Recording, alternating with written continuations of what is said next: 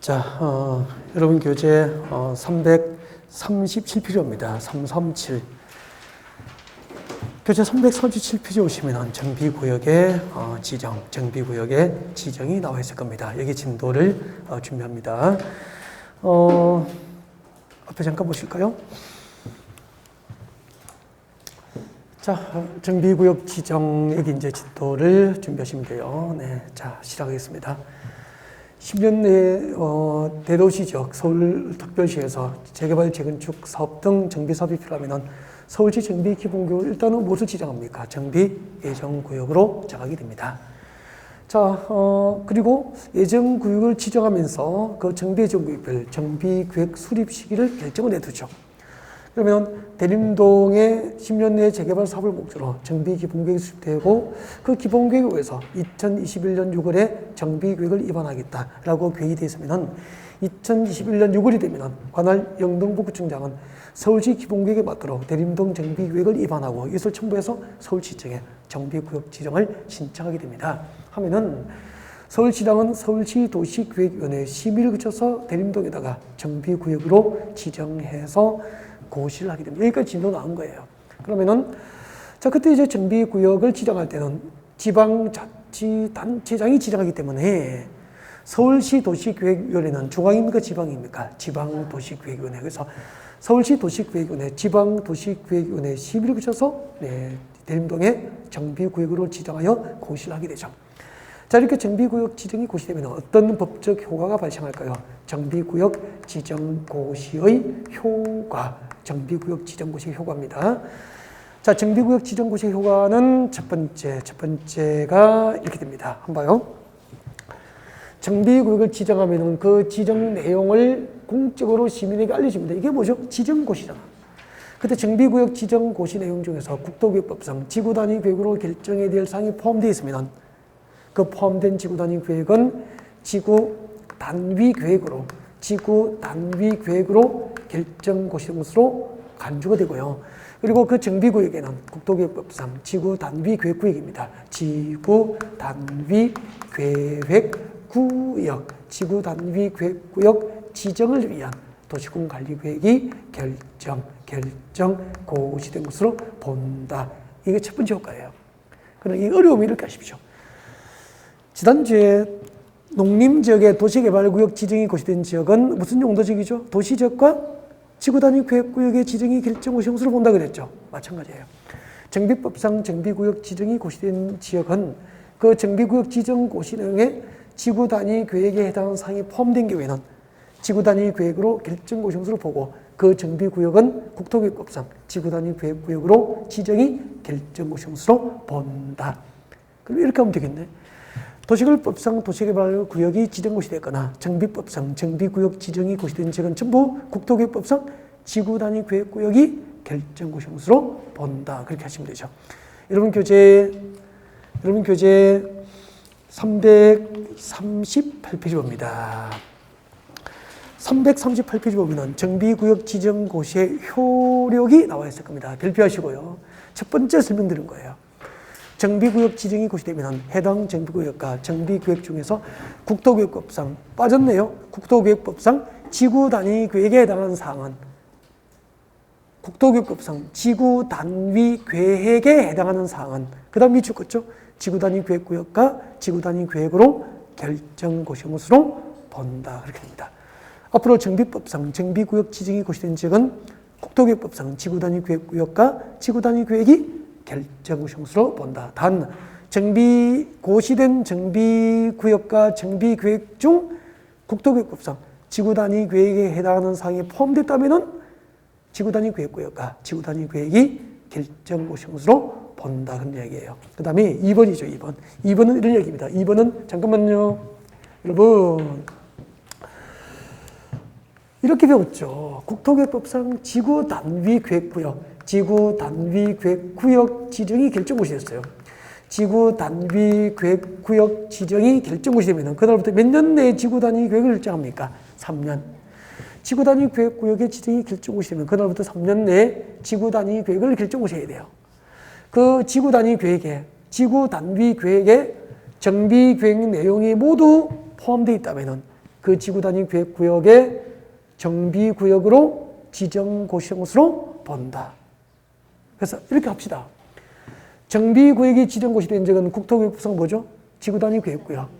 그리고 지구단위 계획구역을 대상으로 지구단위 계획을 결정할 때 그때 지구단위 계획 결정 내용에 정비계획 내용이 모두 포함되어 있다면 그 지구단위 계획구역은 또 도시 및 주관경 정비법상 뭐죠?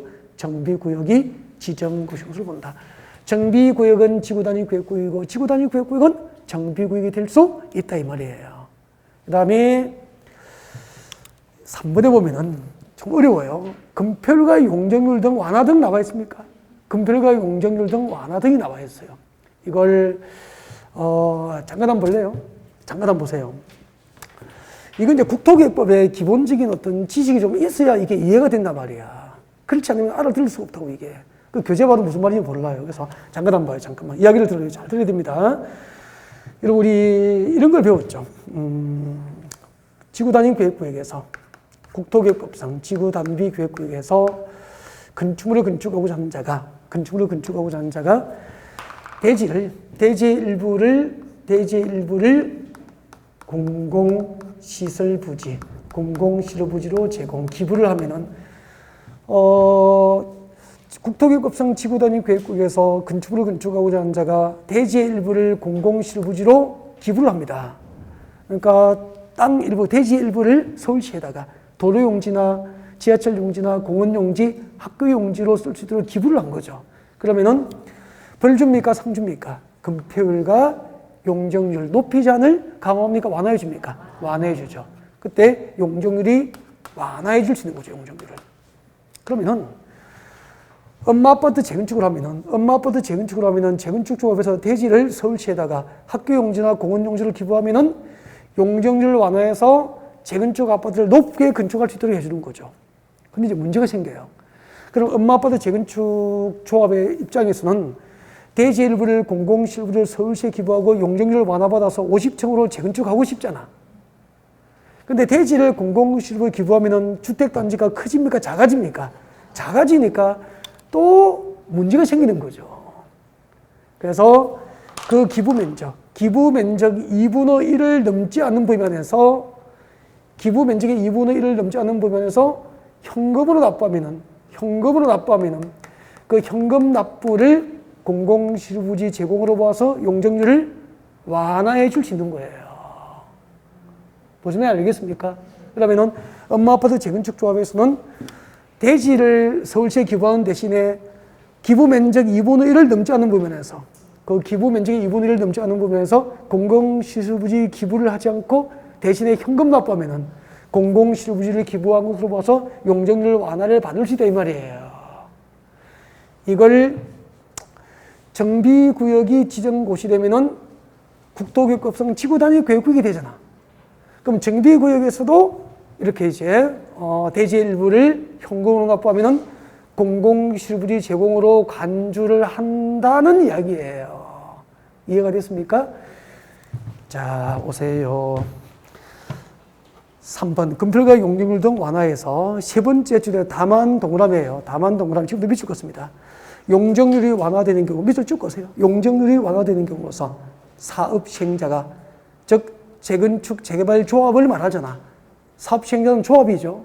재개발 재건축 사업 시행자가 정비구역에 있는 대지가액 일부에 해당하는 금액을 현금으로 납부하면은 줄 것죠. 계속 공공시설이나 기반시설 부지, 즉 공공시설 등 부지를 제공하거나 공공시설을 설치하여 제공한 것으로 보아서 용적률을 완화해 줄 수 있다 이 말입니다. 이런 건 출제 가능성이 높진 않아요. 근데 한 줄 들어가면 이제 당황은 할 수 있죠. 최소한 준비를 했으면 좋겠고, 그 다음에 4번 봐요. 4번 별표. 4번은 이거나야 돼. 주관경 개선 목적으로 정비구역이 지정고시된 동네는 주관경 개선 사업을 목적으로 정비구역이 지정고시가 된 날부터 주거지역을 세분하여 지정하는 다음의 용도지역으로 결정고시로 보는 암기가 필요해요. 예를 들면 동그라미 1번 봅니다. 339페이지 박스 안에 오세요. 동그라미 1번 이거 암기하셔야 돼. 주관경 개선 사업 목적으로 정비구역을 지정했는데 동그라미 1번 스스로 주관경 개선 사업을 스스로 동그라미 스스로 보존, 정비, 개량하는 방법으로 하거나 환지방법 동그라미, 환지방법으로 주거환경 개선 사업을 시행할 목적으로 정비구역이 지정고시 된 지역은 제2종 일반 주거지역이 결정고시로 보는 거야. 여러분, 주거환경 개선 사업의 사업방법 4가지를 이렇게 배웠을까? 1월달 배우기를 오늘도 할까? 오늘도 주거환경 개선 사업의 사업방법 4가지를 저희들이 어떻게 오느냐면은 스스로, 환, 수, 관 이렇게 외웠어요. 이렇게 순서대로 꼭 외우고 있어야 되게 참 많이 쓰인단 말이야. 주거환경 개선 사업의 사업방법 4가지 오늘 배웁니다. 어떻게 외우죠? 스스로, 환, 수, 관, 스스로, 환, 수, 관 했어. 이렇게 배웠다고.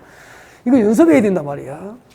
토지 등 소유자가 스스로 주택을 보존, 정비, 개량하게 하거나 환지 방식으로 할 수도 있고 수용 방식으로 할 수 있고 관리, 청객 방식으로 할 수 있는 거잖아. 그죠? 그때 봐요. 그때. 앞에 2가지 있잖아. 이 2가지 방법으로 주거환경 개선 사업을 하려고 정비구역이 지정고시 된 지역은 국토교육법상 몇 종? 제2종. 제2종 일반 주거지역이 되는 거야. 제2종 일반 주거지역이 제2종 일반 주거지역이 결정고시로 봅니다. 앞에 2가지 방법으로 주거환경 개선 사업을 하기 위해서 정비구역이 지정고시 된 지역은 제2종 일반 주거지역으로 결정고시를 본다 이 말이라. 뒤에 수용 방식과 관리 청객 방식 뒤에 2가지죠. 그러니까 3, 4, 5에 처음 오신 분은 1, 2월 강의를 안 들으면 못 알아듣는 게 정상이거든. 필기만 해두면 되잖아. 나중에 이해가 된다니까. 진도가 나가면은. 이 2가지 방법, 수용 방식과 관리 청객 방식으로 주거환경 개선 사업을 할 목적으로 정비구역이 지정고시 된 적은 몇 종?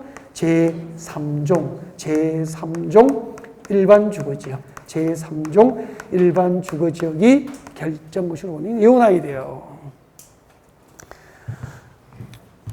2번째, 동그라미 2번 봐요. 주거환경 개선 사업의 무슨 방식? 수용 방식 동그라미 그리고 관리 청객 방식. 이 2가지 방법으로 주거환경 개선 사업을 할 목적으로 정비구역에 지정고시 된 동네는 몇 종이죠? 제3종 일반 주거지역이 결정고시 것으로 본다.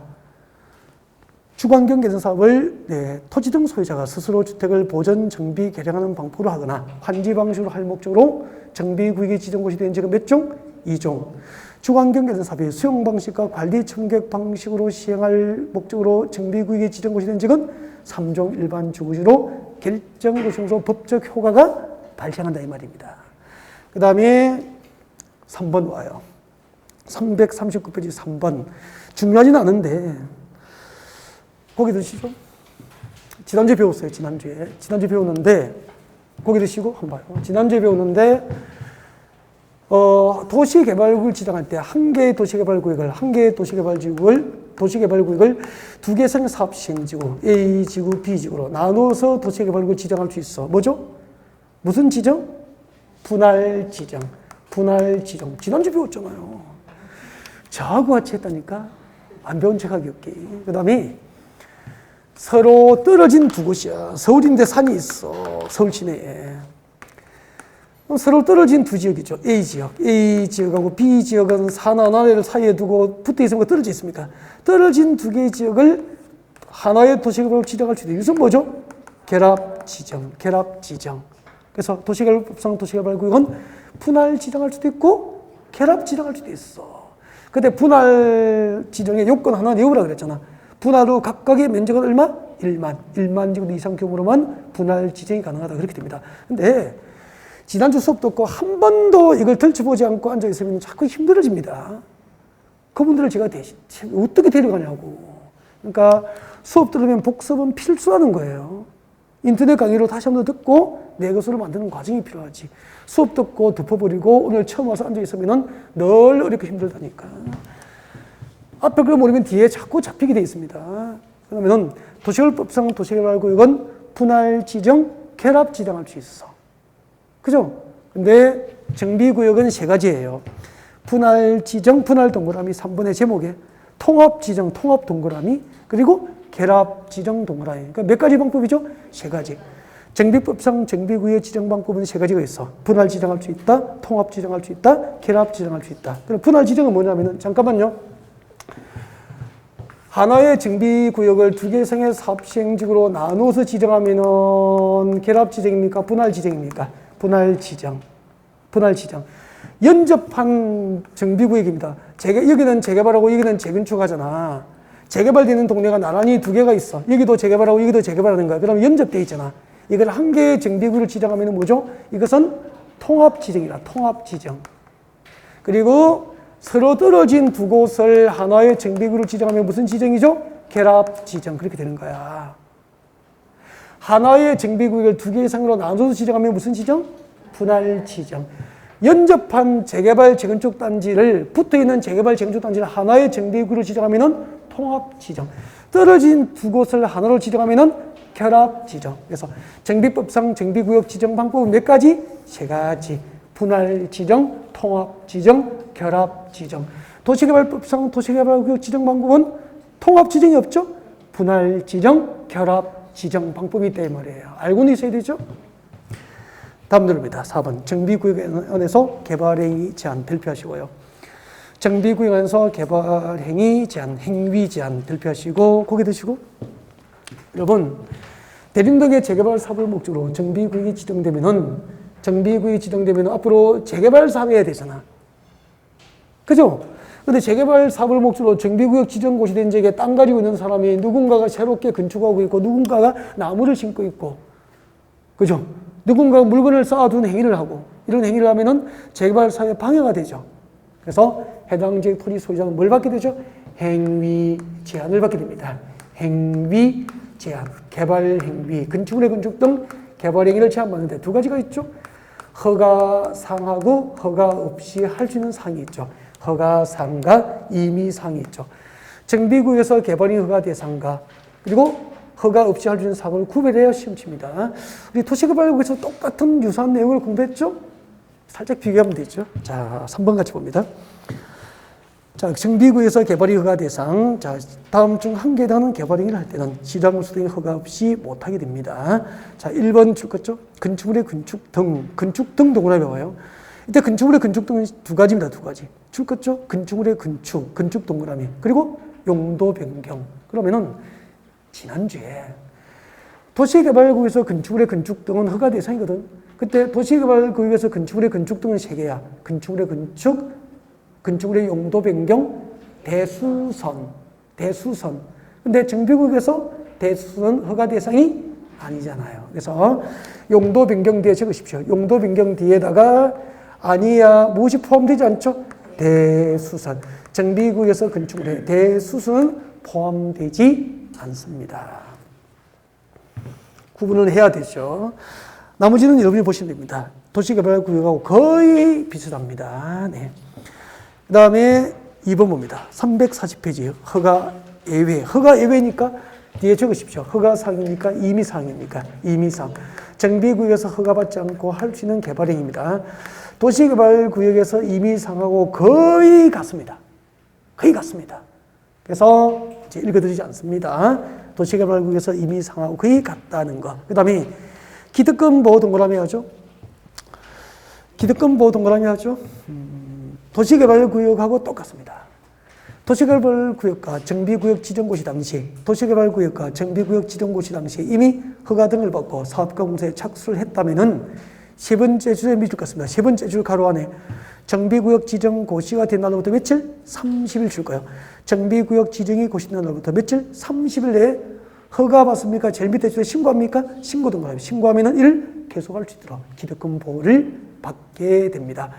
도시개발법상 도시개발구역과 정비법상 정비구역 지정고시 당시 이미 사업공사에 착수한 자는 그 지정고시로부터 30일 내에 신고하면은 신고한 사업공사를 계속할 수 있도록 기득권 보호를 받는다. 그렇게 돼요.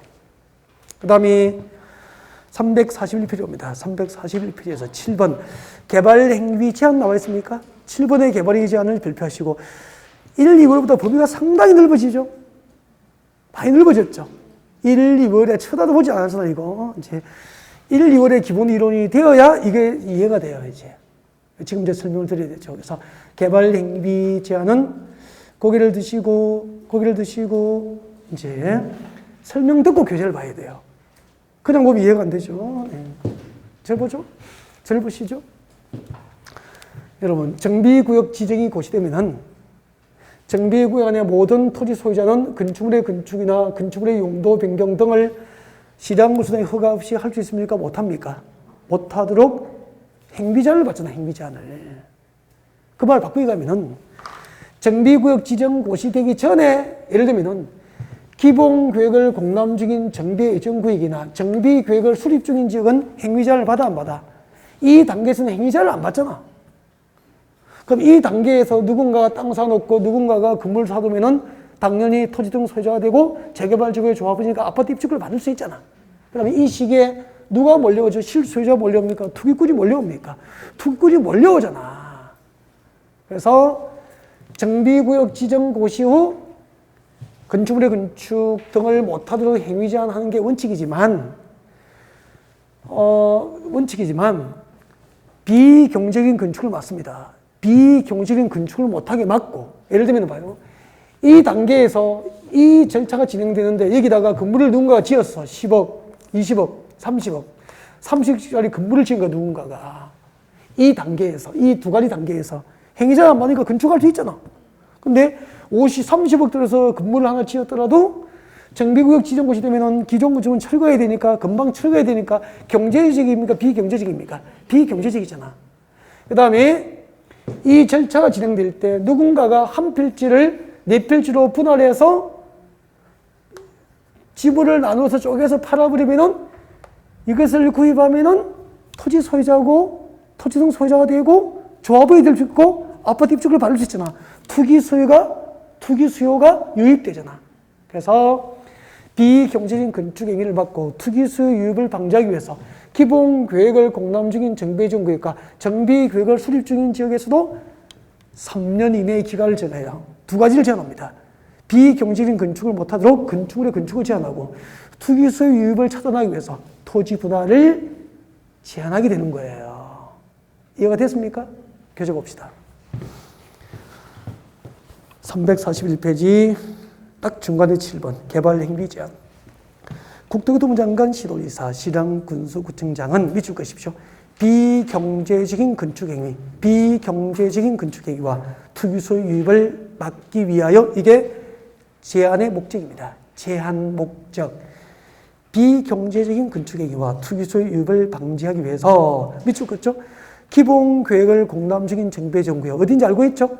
기본계획을 공람 중인 정비예정구역 그리고 정비계획을 수립 중인 지역 줄 긋죠.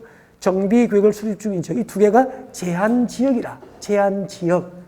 기본계획을 공람 중인 정비예정구역과 정비계획을 수립 중인 지역에서 몇 년? 3년 이내의 기간을 정하여 3년 이내의 기간을 정하여 다음에 개발행위가 제한되는 거 두 가지입니다. 비경제적인 건축을 막기 위해서 건축물의 건축이 제한되고 투기수 유입을 방지하기 위해서 토지 분할이 제한되는 거죠. 그래서 제한 대상이 몇 개죠? 2개. 이 제한 대상 2개를 정확하게 외워야 돼요. 건축물의 건축과 토지 형질 변경이 제한될 수 있다. 그럼 틀리잖아. 건축물의 건축과 토지 분할. 토지 분할만 제한되는 거예요. 즉 지분을 쪼개는 것을 못하게 하는 거죠. 투기소 유입을 방지하기 위해서. 이해가 됐습니까? 네. 그 다음에 정비구역 해제입니다. 정비구역 해제 발표하시죠. 정비구역 해제가 딱 나오면 두 가지가 있어요. 네. 필수적 해제 동그라미예요. 필수적 해제. 뒤에다가 가로 열고 요청 해제. 요청 해제. 요청 해제. 요청 해제. 이 요청 해제는 필수 해제니까 강행 규정입니다. 이비 규정입니까? 강행 규정입니까? 강행 규정이에요. 그 다음에 넘깁니다. 여러분 교재 343페이지, 343페이지 6번에 보면은 정비구역 직권해제 나와 있습니까? 직권해제 동그라미, 직권해제는 강행 규정입니까? 임의 규정입니까? 임의 규정. 그래서 정비구역 해제 사유는 두 가지로 나눠집니다. 요청 해제와, 즉 필수적 해제와 강행 해제하고 임의 해제. 그죠? 그러면은 필수적 해제 봅니다. 필수적 해제. 필수적 해제 밑에 적으십시오. 암기방법. 암기방법 적으세요. 암기방법 적으세요. 필수적 해제, 암기방법. 네, 적어야 됩니다. 정비구역 지정을 해제하여야 할 사유. 암기하는 방법. 1번. 추진위원회가 보이면은 적으세요. 추진위원회. 추진위원회 보이면 몇 년이죠? 2년. 이럴 때 다 가르쳐 드린 거죠? 외워야 됩니다. 추진위원회 보이면 2년. 추진위원회 보이면 2년입니다. 조합, 기타. 적으세요. 조합, 기타. 조합, 기타 등등. 조합, 기타는 몇 년이죠? 3년. 그렇죠? 토지 등 3번. 토지 등 소유자가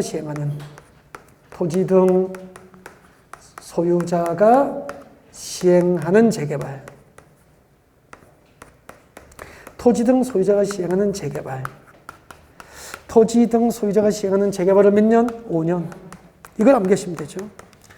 추진위원회 보이면 2년입니다. 추진위원회 보이면 무조건 2년.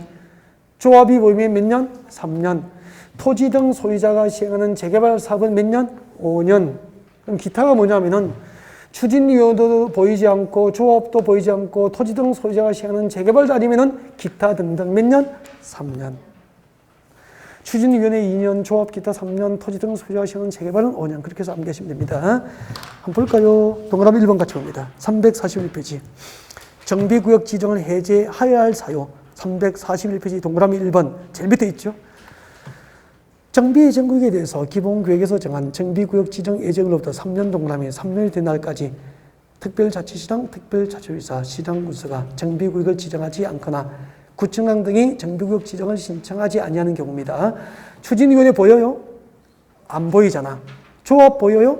안 보이잖아. 토지 등 소유자가 시행하는 재개발도 아니잖아. 그럼 뭐죠? 기타 등등. 그래서 몇 년이죠? 3년. 기타 몇 년이죠? 3년. 그 다음에 342페이지입니다. 342페이지 제일 위에 동그라미 2번 봅니다. 동그라미 2번. 자, 재개발 재건축 사업을 할 때 다음 중 한 개에 해당하면은 정비구역 지정을 해제해야 한다. 기업번에 같이 봅니다. 기업번. 기업번에 2년 동그라미 하죠. 2년인데 두 번째 줄에 뭐가 보이죠? 추진위원회 밑줄 거예요. 추진위원회 보이면 몇 년? 2년. 니은번에 옵니다. 니은번. 3년 동그라미. 3년 동그라미. 두 번째 줄에 무엇이 보입니까? 조합 설립인가? 조합 동그라미. 그 다음에 T극번. 추진위원회 줄 꺾고 저 뒤에 몇 년 나와야 되죠? 2년 동그라미. 니을번에 조합 줄 꺾고 몇 년 나와야 되죠? 3년 동그라미. 3번 줄 꺾습니다. 토지 등 소유자가 시행하는 재개발 사업 줄 거예요. 토지 등 소유자가 시행하는 재개발 사업을 밑에 몇 년? 5년 동그라미. 여기까지. 오늘 줄 갑니다. 343페이지입니다. 343페이지. 직권, 정비구역 지정을 해제할 수 있는 임의적 해제 사유죠. 임의적 해제 사유. 박스 안에 임의적 해제 사유가 몇 개 들어있죠? 몇 개 들어있죠? 6개. 암기하셔야 됩니다. 암기라고 적고. 1번.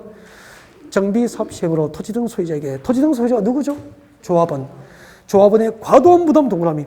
조합원의 과도한 부담이 예상되면 직권으로 시에서 정비구역 지정을 해제할 수 있다. 임의적 규정이 해제할 수 있다. 그죠? 과도한 부담이 예상되는 경우 딱 그려보면 되잖아요. 이렇게. 잠깐만요. 여러분 아파트 재건축할 때, 여러분 아파트 지금 현재 아파트 시가가 7억이라고 하자. 죄송해요. 그냥 예를 드는 겁니다. 또 마음속으로 내 아파트 20억인데 하면 안 돼. 7억이라고 하자. 근데 7억인데 재건축할 때 조합이 내야 할 분담금이 5억이라. 5억 내고 아파트 재건축 하렵니까? 이사 가렵니까? 조합원의 과도한 부담이 예상되잖아. 이 사업성이 없다는 얘기거든. 이런 것은 재건축 합니까? 못합니까? 못하겠지. 그럼 정비구역 지정 해제해 줄 수 있는 거야. 조합원의 과도한 부담이 예상되면 직권으로 시해서 정비구역 지정 해제할 수 있다. 그런 뜻이야. 과도한 부담 기억하면 되잖아. 다음 두 번째. 정비구역 등 추진 사업에 와서 도저히 지정 목적 달성 동그라미. 목적 달성이 곤란하다고 인정되면은 해제할 수 있죠. 토지 재개발 재건축 목적 달성이 곤란한 거야. 소송 중이고, 그죠? 싸우고, 법률상 분쟁 중이고, 그러면은 안 되거든. 해제할 수 있죠. 그 다음에 3번 별표예요. 토지 등 소유자 100분의 30 이상이 해제 요청하는 경우에는 직권으로 시해서 해제해 줄 수 있어요. 토지 등 소유자 100분의 30 이상이 해제 요청하는 경우죠. 이때는 중요한 게 가로 안에 줄 것입니다. 아직까지 추진위원회가 구성되지 않은 경우야. 그러면은 여러분 조합 설립 추진위원회가 구성이 안 됐으니까 사업 절차가 초반, 중반, 후반 어디에 해당되죠? 초반. 사업의 초반이야. 그러면은 준비를 위해서 투입된 비용 규모가 작죠? 그래서 이때는 토지 등 소유자 30% 이상만 동의하면은 해제 요청이 가능해. 근데 책정 넘겨갑니다. 6번 보세요. 6번 줄 것죠. 추진위원회가 이미 구성돼 버렸거나 조합이 설립된 정비구역이에요. 추진위원회가 이미 구성됐거나 조합이 설립됐다는 것은 사업은 초반을 넘어서 중반에 들어간 거죠. 사업 중반이야. 그러면은 사업을 준비하기 위해서 추진위원회를 구성했고 또 조합까지 설립했으니까 많은 비용과 투입됐죠. 그러면은 지금 포기하면은 매몰 비용이 크죠. 그래서 함부로 정비구역 해제 요청 못하도록 높인 거야. 이때는 토지 등 소유자 과반수 동의가 있어야 해제 요청이 가능한 거죠. 그러면은 결국 3번하고 6번을 비교하는 게 핵심 아닐까요? 추진위원회가 구성되기 전에는 100분의 30 이상의 해제 요청을 하면은 해제가 가능하지만 추진위원회가 구성됐거나 조합 설립 인가 후에는 얼마죠? 과반수. 조합이 설립된 정비구역은 토지 등 소유자 과반수 동의로 해제 요청이 가능하게 됩니다. 읽어보시고요. 나머지 이제 4번하고 5번은 참고하시면 될 것 같고요. 그 다음에 정비구역 해제의 효과는 읽어야 됩니다. 정비구역 해제의 효과. 해제의 효과. 3, 2, 3, 4가 중요해요. 2번, 3번, 4번이 중요한데 2번은 설명을 다 드렸다고 아까. 다 설명을 드렸고 2번이 이거예요. 잠깐만. 2번이 주관경 개선 사업 목적으로 정비구역이 지정 고시된 적은 아까 스스로 토지 등 소유자가 스스로 주택을 보존 정비 개량하는 방법을 하거나 환지 방식으로 할 때는 2종 일반 주거지 결정 고시로 본다. 기억납니까? 수용 방식과 관리 청객 방식으로 주관경 개선 사업을 할 목적으로 정비구역이 지정 고시된 적은 몇 종? 3종 일반 주거지 결정 고시로 본다. 그거 다 설명드린 그거예요. 2번이고 그 다음에 3번하고 4번은 발표하고 읽어야 되죠. 지나갈 때 읽으면 돼요. 읽어볼까요? 정비구역이 해제 고시된 경우, 정비구역 지정이 해제 고시되면은 추진위원회 구성 승인은 의미가 없잖아요. 추진위원회 구성 승인 줄 거고, 그리고 조합 설립 인가 취소 줄 거죠. 조합 설립 인가는 취소 행수를 본다. 그리고 4번 내려와요. 신설돼서 작년에 정비구역 등이 해제된 경우, 정비구역 지정고지는 해제된 정비구역에 대해서 도시재생 선도지역 지정을 국토교통부장관에게 요청할 수 있다. 도시재생 선도지역 지정으로 정비구역 해제된 정비구역은 도시재생 선도지역을 지정하도록 국토교통부장관에게 요청이 가능합니다. 읽고 지나가시면 되겠죠? 네.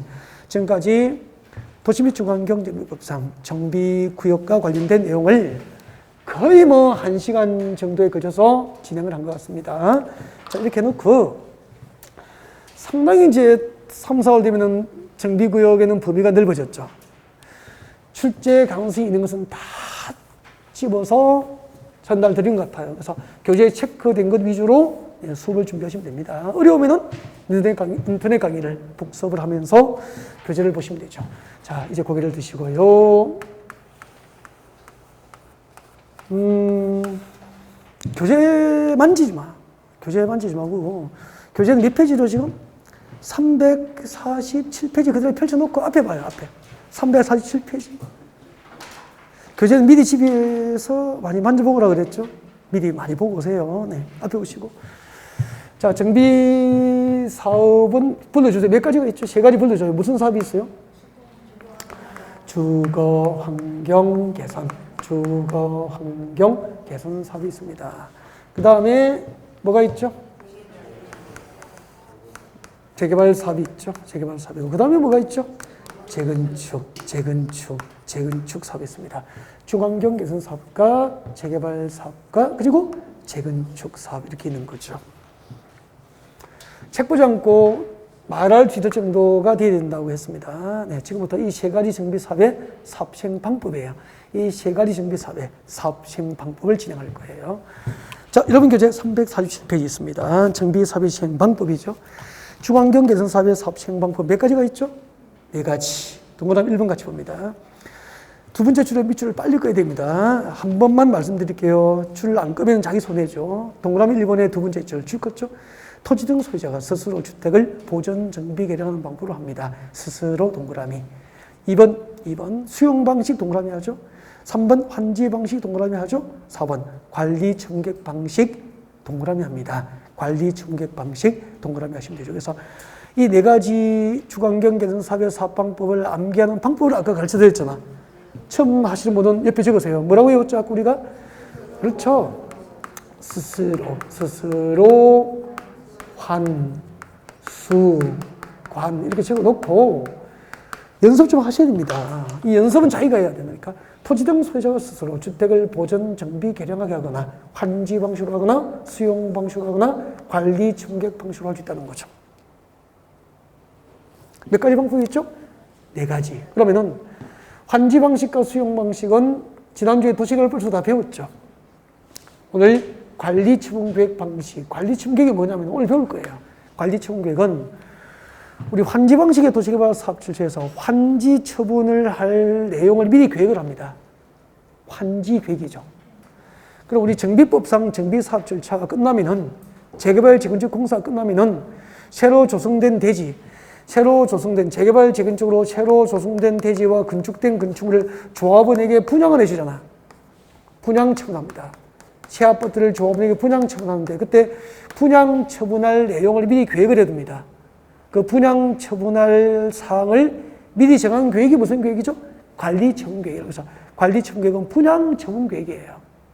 그러니까 재개발 조합의 조합원 중에서 분양 신청 누구에게는 몇 평짜리 아파트 몇 동 몇 호를 분양해주고 누구에게는 몇 평짜리 아파트 몇 동 몇 호를 분양할 것인지를 미리 정하는 계획이 뭐죠? 분양 관리 처분 계획이 되는 거죠. 그래서 환지 계획은 환지 설계 등을 내용으로 합니다. 관리 처분 계획은 분양 설계 등을 내용으로 하는 계획이에요. 여러분, 환지 방식의 도시개발 사업 출처에서 환지 설계 등을 내용으로 하는 계획이 뭐죠? 환지 계획. 도시 및 주관경 정비법상 정비 사업 절차에서 분양 설계 등을 내용으로 하는 계획은 관리 처분 계획이 되는 거예요. 잠시 뒤에 배울 거예요. 자, 그래서 주관경 사업은 중요한 게 이거야. 관리 처분 계획으로 교재 보세요. 관리 처분 계획으로 무엇을 공급합니까? 관리 처분 계획으로 무엇을 공급하죠? 관리 처분 계획에 따라서 건설된 주택 그리고 부대시설, 복리시설 등을 건설 공고하는 방법으로 하게 됩니다. 주택, 부대, 복리시설 건설 공고하게 됩니다. 이걸 외워놔야 돼요. 주관경 사업은 관리 처분 계획에 따라서 새로 건설된 주택과 부대시설, 복리시설 등을 토지 등 소유자에게 공급해 주는 방법으로 주관경 사업을 할 수 있습니다. 몇 가지 방법을 하죠? 네 가지. 이 네 가지 각각의 방법을 할 수 있고 이 네 가지 중 두 개 이상으로 혼용하여 하는 방법으로 할 수도 있고 그렇게 됩니다. 아셨죠? 네. 그 다음에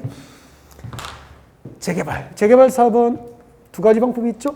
관리 청객 방식으로 할 수도 있고 환지 방식으로 할 수도 있고 그렇게 됩니다. 그때 재개발할 때 관리 처분계획, 재개발할 때 관리 처분계획으로 공급할 수 있는 대상은 건축물이죠. 관리 처분계획에 따라서 주택, 부대, 복리시설이 아니고 뭐죠? 건축물. 여기서 건축물이 핵심. 건축물을 건설 공고하는 방법으로 하거나 아니면은 환지를 공고하는 방법으로 한다는 거죠. 그러면은 만약에 여러분 동네를 재개발하면은 여러분이 조합원이 될 거 아니에요. 재개발 조합의 조합원이 되면은 관리 처분계획에 따라서 건설된 재개발 조합이 건설한 건축물을 분양받는 조합원도 있고 새로 조성된 택지나 상가 용지를 환지로 받는 조합원도 있고 이 말이에요. 두 가지 방법을 할 수 있는데 여러분이 동네에 재개발하면은 여러분 대부분 뭘 원합니까? 관리 처분계획으로 아파트 분양을 원하거든. 그러니까 실제로 재개발 사업은 법적으로 두 가지 방법이 모두 가능하지만 실제로는 주로 뭐죠? 99% 이상이 관리 처분계획 방식으로 많이 하게 돼요. 99%는 아니지만 90% 이상은 관리 처분계획 방식으로 한다고. 법적으로는 두 가지 방법이 가능해요. 근데 재개발 사업으로 관리 처분계획을 공급할 수 있는 대상은 뭐죠? 건축물이고 주관경 계산 사업에서 관리 처분계획을 공급할 수 있는 대상은 뭐죠? 주택, 부대, 복리. 구별을 해야 돼. 어느 쪽이 범위가 더 넓어요? 주택이 넓어요? 건축물이 넓어요? 건축물이. 왜냐하면은 아까 재개발 사업은 주택지에서 해요 안 해요? 하잖아. 기반시 열악하고 노후 불량 건축물이 밀집된 지역에서 주거환경 개선을 목적으로 하는 재개발이죠. 그때는 주택지에 사니까 이때는 주로 주택이 공급됩니다. 주택, 부대시설, 복리시설이 공급되겠죠. 잠실 롯데월드는 상업지역에서 하는 재개발 맞죠? 그때는 상가나 업무용대 빌딩이 공급되겠죠. 울산 현대자동차 공업지역 재개발 맞습니까? 공업지역에서 현대자동차 공장 재개발하면은 주택 상가입니까? 공장입니까? 공장이 공급되겠죠. 그래서 주택, 상가, 공장을 모두 포함한 개념으로 법이 개정된 거예요. 건축물이라고. 이때 건축물은 주택, 상가, 업무용대 빌딩, 공장이 모두 포함된 개념이라고. 여기다가 재개발 사업은 관리 처분계획 방식으로 관리 처분계획에 의해서 새로 건설된 주택, 부대, 복리시설을 건설공하는 방법으로 하여야 한다. 그럼 틀려버린다니까. 주택, 부대, 복리시설입니까? 건축물입니까? 건축물. 이 건축물에 동그라미 안 돼 있으면 답 찾기 힘들걸요. 문장을 다 외워도 이것을 기억 못하면 다 못 찾는 거죠. 그 다음에 재건축. 재건축은 오직 관리 처분계획이고 재건축 사업을 할 때 관리 처분계획으로 공급을 할 수 있는 대상은 좀 중요시 하십시오. 재건축하면은 관리 처분계획으로 무엇이 공급되죠? 주택, 아파트하고 주택 플러스 부대, 복리시설, 부대시설, 복리시설 및 오피스텔 공급이 가능한 거죠. 그래서 주거환경 개선 사업과 재개발 사업과 재건축 사업 모두 관리 처분계획 방식으로 할 수 있지만 오피스텔 공급이 허용되는 것은 재건축만, 건축물이 공급되는 것은 재개발이고 주택, 부대, 복리시설이 공급되는 것은 주거환경 사업이고 이렇게 지금 노랗게 설명드린 부분을 핵심으로 꼭 기억하실 것. 다음에 시공자 선정. 일단 시공자 선정을 합니다. 시공자 선정을 먼저 할 거예요. 시공자 선정이 여러분 교재 355페이지입니다. 355. 355페이지 오세요. 355페이지. 355페이지 오면은 2번, 큰 2번, 3번, 4번이 있습니까? 큰 2번, 3번, 4번을 앞으로 묶어요. 큰 2번, 3번, 4번. 큰 2번하고 3번하고 4번을 앞으로 묶어서 시공자 선정입니다. 재개발, 재건축할 때 시공자 선정이에요. 시공자 선정 방법이라고. 별표하시고 밑에 적어요. 암기까지 적어요. 암기. 이 별표가 암기해야 돼. 이런 거 암기하지 않고 시험장에 가면 고발해 버릴 거예요. 고발할 거예요.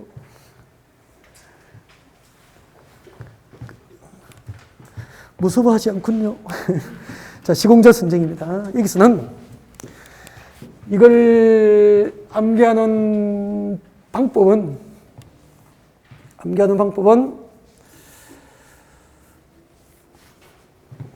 세 가지를 기억해야 돼요. 선정 주체, 시공자는 선정 주체,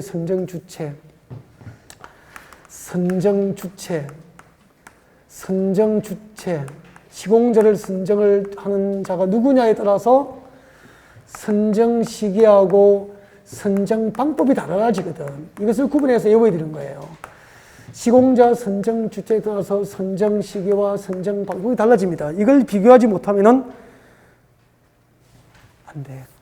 보통 보면 이제 문장을 외우는데 이걸 염두에 두지 않고 엉뚱을 외우니까 안 되죠. 제일 먼저 3번에 봅니다. 2번에 보세요. 2번. 조합이 시행자인 경우 시공자 선정. 선정 주체가 누구죠? 조합이잖아요. 그래서 1번, 2번에 조합은 할 때 조합 동그라미. 밑에 적어요. 선정 주체라, 선정 주체. 조합이 시공자를 선정할 때는 언제 선정합니까? 줄 거죠? 조합 설립 인가를 받아 놓죠. 이게 선정 시기라. 조합은 설립 인가 이후에 조합총회에서 경쟁 입찰 또는 수의계약 방법으로, 그래서 경쟁 입찰 동그라미, 이게 선정 방법이라. 그럼 조합총회에서는 외워야 될까, 안 외워야 될까? 안 외워도 된다, 이거예요. 엉뚱을 외우니까 안 외워지는 거야.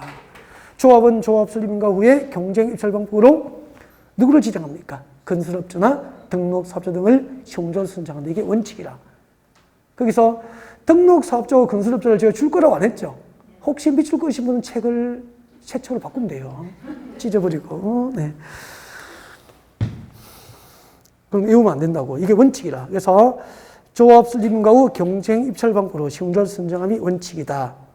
단 예외가 있겠죠? 세 번째 줄 끝에 줄 거예요. 단 조합원이 100인 이하인 정비 4번 줄 거예요. 가로 안에 조합원 숫자 100명 이하인 조합원 조합총회에서 정관 동그라미 정관이 정하는 방법으로 시공자 선정이 가능하게 됩니다. 그거 한번 들어볼까요? 조합이 시공자를 선정합니다. 1번 조합이 시공자를 선정할 때는 언제 선정합니까? 조합 설립 인가 후입니다. 조합 설립 인가 후에 방법은 뭐죠? 경쟁 입찰 방법으로 시공자를 선정하는 게 원칙이라. 단 경쟁 입찰이 2회 이상 유찰되면 수의계약으로 할 수 있는 예외라 예외. 알겠죠? 조합총회에서 누구를 건설업자 등록사업자 이런 거는 안 외우는 거라고. 그러니까 자꾸 쓸데없는 걸 외우니까 이게 문장을 외워도 답을 못 찾는다고. 딱 기억해. 조합은 조합 설립인가 후 경쟁 입찰 방법으로 이게 원칙인데 단 조합원 숫자가 100인 이하인 조합은 조합총회에서 정관 조합은 경쟁 입찰 방법 100인 이하인 조합은 정관이 정하는 방법으로 100인 이하는 정관 그렇게 되는 거라고. 그 다음에 내려와요. 2번 토지등 소유자 크게 동그라미 토지등 소유자 동그라미 선정 주체입니다. 토지등 소유자가 재개발 사업을 할 때는 줄 거죠. 사업시행계획 인가를 받아 넣으실 거예요. 사업시행계획 인가 후 규약 동그라미 이런 거 나오면 거의 다 틀립니다. 거의 틀리죠. 그러니까 찍어드려도 틀린다고. 여러분은 안 틀리죠. 이제 보시고 두 번째 누가 토지등 소유자입니다. 토지등 소유자가 시공자를 선정할 때는 사업시행계획 인가 후입니다. 사업시행계획 인가 후 뭐죠? 규약을 외워야 돼. 규약이 정하는 방법으로 그렇게 되잖아. 시공자를 선정합니다. 그래서 조합은 경쟁입찰, 100인 이하인 조합은 정관, 토지등 소유자는 규약 이렇게 탁탁 외워야 돼. 그 다음에 4번에 시장구수등 동그라미 시장구수등이 직접 정비사업을 시행하나 시장구수등 동그라미 할 수 있습니까? 시장구수등이 선정주체입니다. 밑에 적어요. 선정주체. 시장구수등이 직접 정비사업을 하거나 토지주택공사나 지정개발자를 사업장으로 지정한 경우 사업시행자는 다음 줄 거예요. 사업시행자 지정고시 후 줄 거. 사업시행자 지정고시 후 경쟁입찰 동그라미 경쟁입찰이 선정 방법이 되는 거죠. 거기 들까요? 여러분 시장 군수 등 오늘 첫 시간에 정비법상 시장 군수 등이 누군지 배운 거 맞죠? 이렇게 시장 군수 등이 시공사를 선정할 때는 사업시행자 지정고시입니다. 사업시행자 지정고시 이게 선정 시기. 사업시행자 지정고시 후 뭐죠? 경쟁 입찰 방법으로 시공자를 선정하게 됩니다. 그러면은 복잡합니까? 단순합니까? 단순하잖아. 조합은 조합 설립인가 후 경쟁 입찰 방법으로 100인 이하인 조합은 조합총회에서 정관이 정하는 방법으로 시공자를 선정해요. 그 다음에 토지등 소유자가 재개발 사업할 때는 사업시행계획 인가 후에 규약이 정하는 방법으로 시공자를 선정합니다. 시장구수 등이 시공자를 선정할 때는 사업시행자 지정고시 후 경쟁 입찰 방법으로 시공자를 선정하게 돼요. 근데 더 중요한 게 있어. 안 가르쳐 드릴 거예요. 아까워서. 더 중요한 게 뭐냐면은 지금 선정 주체가 3개잖아. 조합도 있고 토지등 소유자도 있고 시장구수 등이 있잖아. 그죠? 이 3개인데 이 중에서 3번의 선정 주체 시장군수 등이 시공자를 선정하거나 그리고 주거환경 개선 사업을 관리 처분 계획 방법으로 하는 시행자가 시공자를 선정할 때는 1번, 2번, 3번 중에서 누가 시공자를 선정할 때? 3번이 시공자를 선정할 때만 주민대표이나 토지 등 소유자 전체 회의에서 시공자를 추천할 수 있고, 추천할 수 있고, 추천하면은 추천한 자를 시공자로 선정하여야 한다. 이렇게 됩니다. 이걸 교재에 체크합니다. 교재 보세요. 교재 있어요. 안 써도 괜찮아요. 교재 4번에 오세요. 4번에 동그라미 2번 오세요. 큰 4번에 동그라미 2번, 작은 동그라미 2번 앞에다 적어주세요. 제목을 시공자 추천. 시공자 추천. 처음 들으면 못 알아들어도 필기하고 다 하셔야 됩니다. 이 반복해서 들으면 이해가 된다니까. 처음은 잘 못 알아들어야 정상이라니까. 어려워요. 전공자도 어려워한다고, 정비법이. 자, 시장 군수, 자, 동그라미 2번 앞에 시공자 추천 적었죠? 이제 시장 군수 등이 시공자를 선정 줄 거예요. 시장 군수 등 동그라미 하고, 누가 시공자를 선정하죠? 선정 주체가 누구죠? 시장 군수 등이 시공자를 선정하거나 기업 줄 거죠? 줄 거세요. 관리 총계획 방식으로 하는 중환경 개선사업 시행자가 시공자를 선정하는 경우, 동그라미 2번 시장 군수 등이 시공자를 선정하거나 관리 총계획 방식 동그라미 관리 총계획 방식으로 시행하는 중환경 개선사업 시행자가 시공자를 선정할 때는 줄 거죠. 주민대표이나 토지 등 소유자 전체회의에서 주민대표이나 토지 등 소유자 전체회의에서 저 뒤에 줄 거죠. 경쟁입찰 또는 수의계약의 방법으로 가로고 넣어띄고 경쟁입찰 또는 수의계약 방법으로 시공자를 추천할 수 있다. 계속 줄 거죠. 주민대표이나 토지 등 소유자 전체회의가 시공자를 추천한 경우 사업 시행자는 추천받은 자를 시공자로 선정할 수 있습니까? 해야 합니까? 해야 한다. 동그라미. 여기까지 하시면 돼요. 그러면은 거기 드시죠. 시험에 이렇게 된다고. 어떻게 문제가 나오는지 가르쳐 드릴게요. 자, 어떻게 문제가 나오냐면은 여기 너무 중요한 거 하고 있습니다. 조합이 시공자를 선정할 때는 주민대표이나 토지 등 소유자 전체에서 시공자를 추천할 수 있다. 오미겠습니까? X. 토지 등 소유자가 시공자를 선정할 때는 주민대표이나 토지 등 소유자 전체에서 시공자가 추천할 수 있다. OX, X. 그러니까 선정 주체가 누구일 때? 3번일 때만. 계속 여기에 붙여서 시험을 내면 계속 10명 중에 1명이 틀리는 거야.